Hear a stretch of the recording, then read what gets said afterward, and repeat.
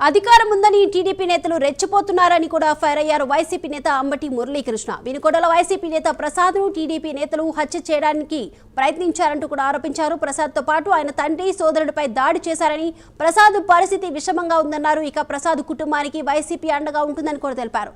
ప్రసాద్ పై దాడి చేసిన వారిని వెంటనే అరెస్ట్ చేయాలంటూ కూడా డిమాండ్ చేశారు.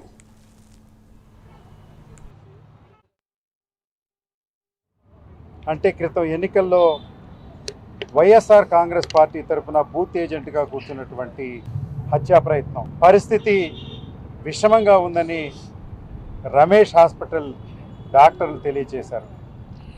అంతేకాకుండా గత ఎన్నికలు ముగిసిన దగ్గర నుండి ఈ కుటుంబం వైఎస్ఆర్ కాంగ్రెస్ పార్టీకి అండగా ఉందని, అంతేకాకుండా చిన్న వయసు కలిగినటువంటి ప్రసాద్కి 2 బిడ్డలు.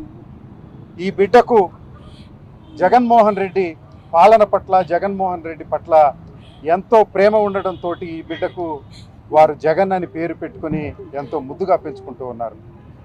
నిన్న రాత్రి జరిగినటువంటి సంఘటనలో వారి తమ్ముడు శరీరం అంతా రక్తపాతమై ఉంది.